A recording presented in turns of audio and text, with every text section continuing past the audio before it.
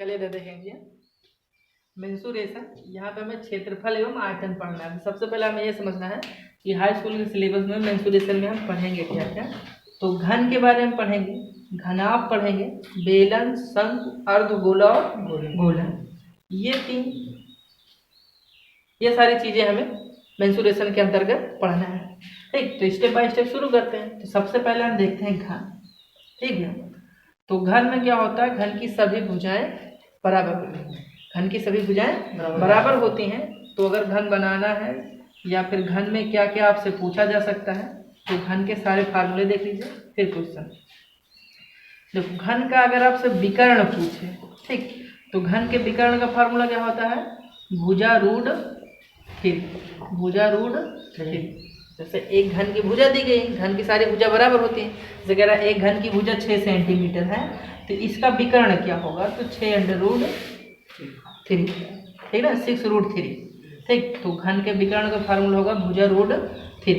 ठीक, और इसके बाद घन का परिमाप की अगर हम बात करेंगे, या फिर ये कह सकते हैं विकर्ण हो गया घन का आयतन। घन का आयतन की अगर बात की जाए तो घन का आयतन होता है भुजा क्यूब A√3। अगर भुजा को हम a मान लें, ये A√3 है, ये A³ बन जाएगा। अगर घन के हम संपूर्ण पृष्ठ की बात करें, या इसी को पृष्ठ क्षेत्रफल कहते हैं, पृष्ठ क्षेत्रफल या संपूर्ण पृष्ठ बनेगा 6 गुणे भुजा स्क्वायर, 6 गुणे भुजा स्क्वायर या 6a²। अगर भुजा सेंटीमीटर में है, ये सेंटीमीटर क्यूब रहेगा, ये सेंटीमीटर स्क्वायर रहेगा, तो वर्ग सेंटीमीटर। मीटर में है तो मीटर क्यूब या मीटर स्क्वायर। ठीक, तो घन से 3 फार्मूला पढ़ेंगे। घन का विकर्ण, तो विकर्ण बराबर भुजा √3 या A√3 होगा, आयतन होगा भुजा क्यूब या A³, और संपूर्ण पृष्ठ बनेगा 6 गुणे भुजा स्क्वायर या 6a²। घन से हम 3 फार्मूला याद रखेंगे। देखो, जैसे कभी कभी क्वेश्चन में दे रहा है कि एक घन जिसकी भुजा 6 सेंटीमीटर, एक घन जिसकी भुजा 6 सेंटीमीटर है। अब हमसे पूछा इसमें अधिकतम कितनी लंबाई की छड़ आ सकती है। यदि कभी पूछेगा एक घन जिसकी भुजा 6 सेंटीमीटर है, इसमें अधिकतम कितनी लंबाई की छड़ आ सकती है। अधिकतम लंबाई पूछे तो हमें तुरंत समझना, हमें निकालना क्या है, विकर्ण।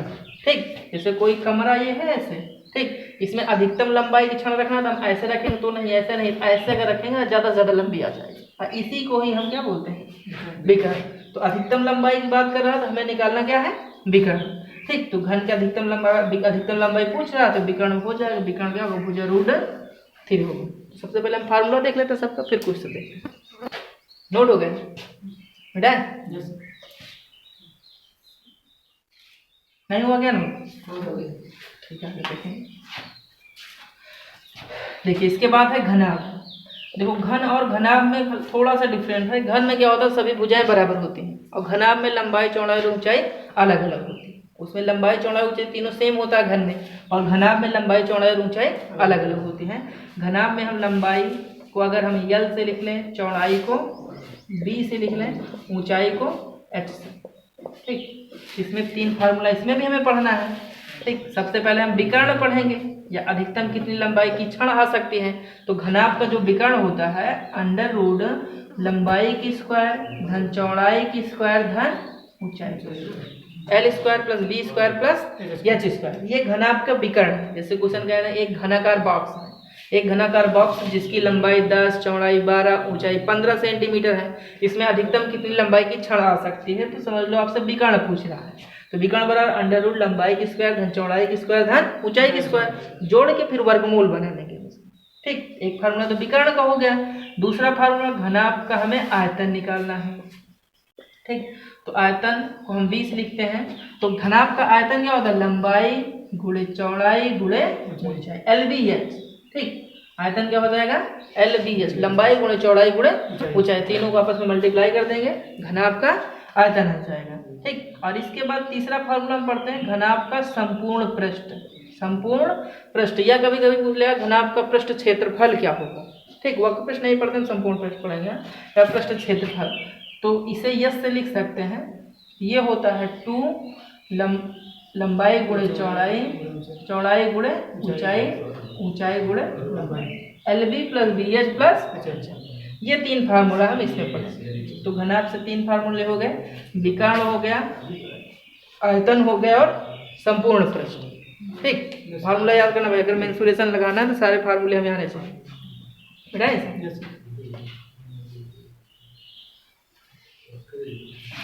देखिए इसके बाद हम बेलन पढ़ेंगे।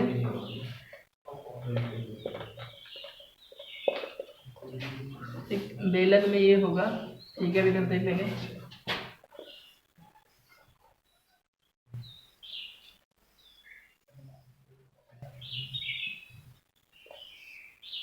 ठीक, ये इसका आधार होगा। ठीक, ये आधार और ये त्रिज्या है इसकी, और पूरा ये व्यास होगा, डायमीटर है, ये त्रिज्या है, ये ऊंचाई है।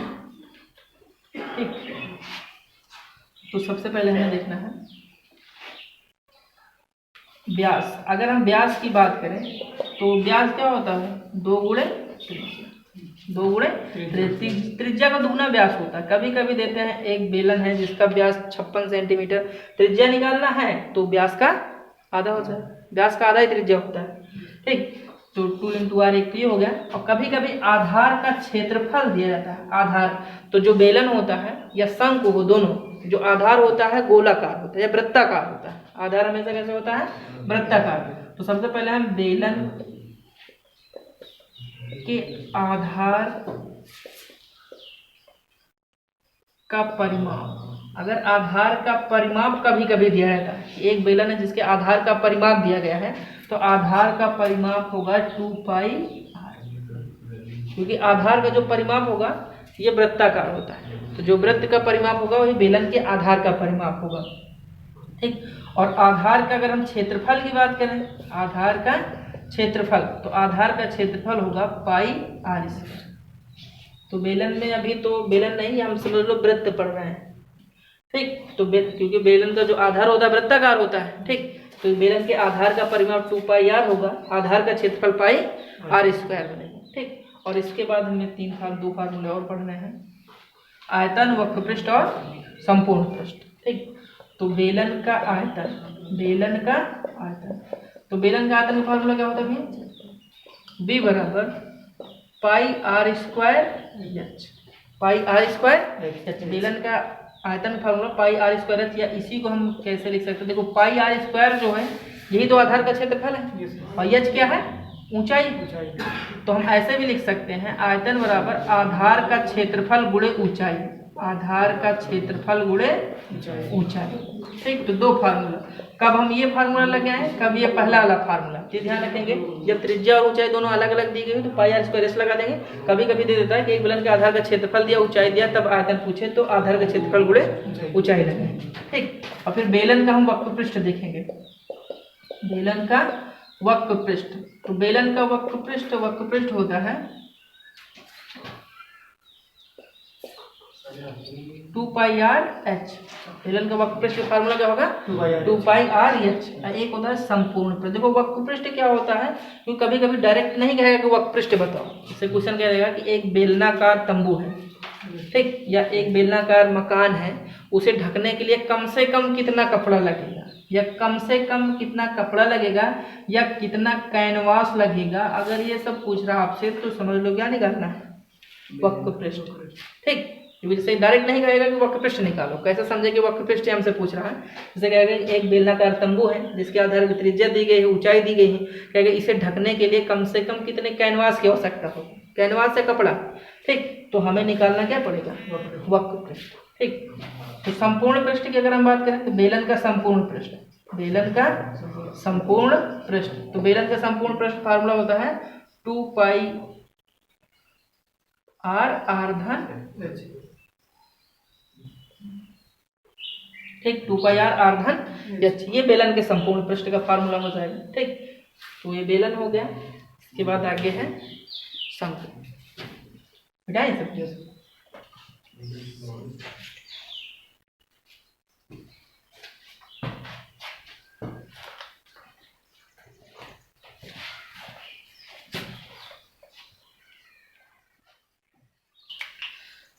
देखिए अगर हम शंकु की बात करें, शंकु ये है,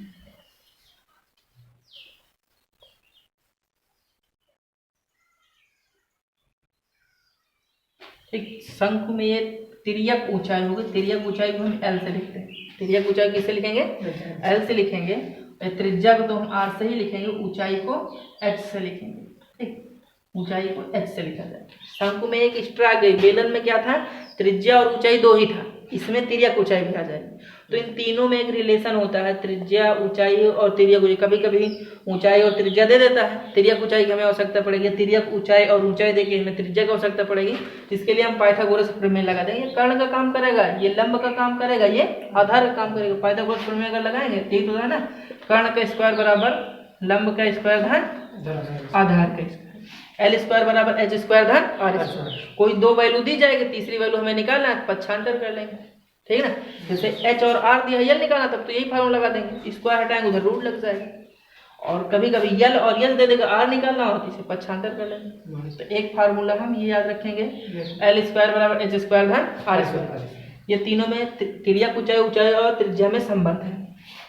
और इसके बाद हम फार्मूला पढ़ेंगे आयतन, शंकु का आयतन। बाकी आधार का क्षेत्रफल वही होगा जो बेलन का होगा, पाई आर स्क्वायर। आधार की परिधि वही होगा, 2 पाई, आधार की परिधि 2 पाई आर ही होगा। ठीक, आगे देखेंगे आयतन। बेलन का आयतन होता है 1/3 पाई आर स्क्वायर। अगर त्रिज्या ऊंचाई सेंटीमीटर में है तो ये सेंटीमीटर क्यूब बनेगा, मीटर में है तो मीटर क्यूब बनेगा। ठीक, और आगे देखेंगे वक्र पृष्ठ। वक्र पृष्ठ बराबर पाई आर एल फार्मूला होता है, पाई आर एल, जहां एल तिर्यक ऊंचाई है। संपूर्ण पृष्ठ की अगर हम बात करें, संपूर्ण पृष्ठ क्या होता है? पाई आर आर धन एल, पाई आर धन एल, ये संपूर्ण पृष्ठ का फार्मूला बन जाएगा। ठीक है, चलो कुछ क्वेश्चन देख लेते हैं, नहीं ज्यादा फार्मूला। अर्धवृत्त, अर्धगोला और गोला बच रहा है, बाद में देख ले जाएगा।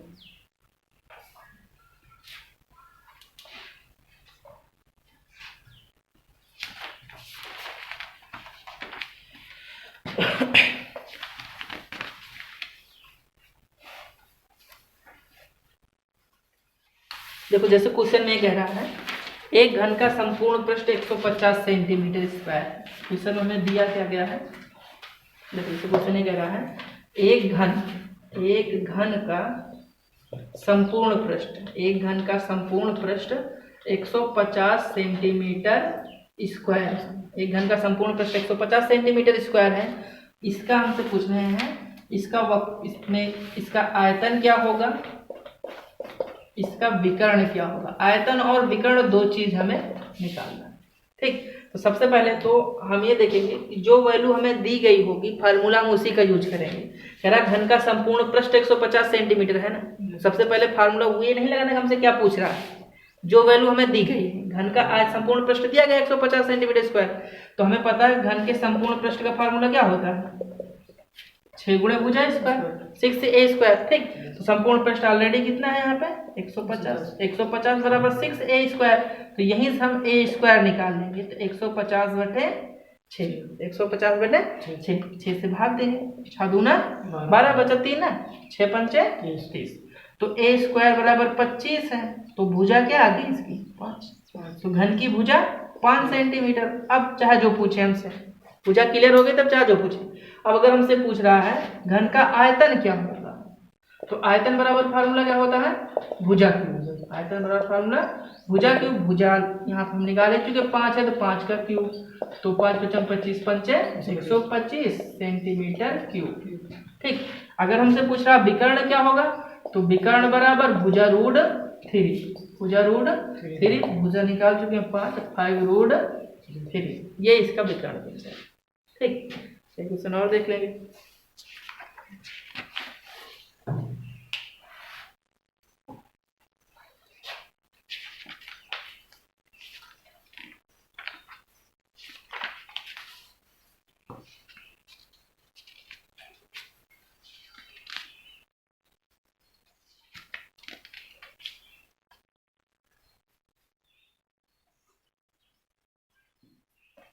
जैसे क्वेश्चन ये कह रहा है 32 सेंटीमीटर ऊंची, 32 सेंटीमीटर ऊंचाई की तथा 32 सेंटीमीटर ऊंचाई तथा 18 सेंटीमीटर त्रिज्या, 18 सेंटीमीटर त्रिज्या, 18 सेंटीमीटर त्रिज्या का एक बेलनाकार बाल्टी है, बेलनाकार बाल्टी। 32 सेंटीमीटर ऊंचाई, 18 सेंटीमीटर त्रिज्या के एक बेलनाकार बाल्टी है। इसका आयतन क्या होगा? आयतन को कभी कभी धारिता बोल देगा कि इसकी धारिता क्या होगी, तो हमें आयतन बताना। 32 सेंटीमीटर ऊंचाई और 18 सेंटीमीटर त्रिज्या के एक बेलनाकार बाल्टी है, इसका आयतन क्या होगा? सबसे पहले हम देखेंगे 32 सेंटीमीटर ऊंचाई है, एच की वैल्यू दी गई है 32 सेंटीमीटर, ठीक। 18 सेंटीमीटर त्रिज्या है, आर बराबर 18 सेंटीमीटर, और हमसे पूछ क्या रहा है? आयतन। और ये बाल्टी कैसा है? बेलनाकार। तो हम जो आयतन का फार्मूला लगाएंगे बेलन का लगाएंगे। बेलन का आयतन फार्मूला क्या होता है? पाई आर स्क्वायर एच, ठीक। और इच्छा का है तो हम पाई की वैल्यू रख सकते हैं, अगर पाई से कटे तो रख दीजिए, नहीं तो कोई दिक्कत नहीं। पाई का मान 22/7 होगा। आर की जगह हम आर की वैल्यू रख देंगे, 18 की स्क्वायर है तो 2 बार मल्टीप्लाई कर दीजिए। एच की जगह एच की वैल्यू 32, 7 से तो कटेगा नहीं कटेगा ना, तो आपको गुणा करके सबको आपस में 7 से भाग देना पड़ेगा, पॉइंट में आंसर आ जाएगा। नहीं तो 22/7 नहीं भी रखना चाहते हैं 3.14, क्योंकि कटेगा वैसे भी नहीं, 3.14 रख लीजिए, आपस में मल्टीप्लाई कर लेंगे, जो आएगा वही हमारा आंसर आ जाएगा, सेंटीमीटर क्यूब हम, ठीक। चलो आगे देखेंगे बाकी।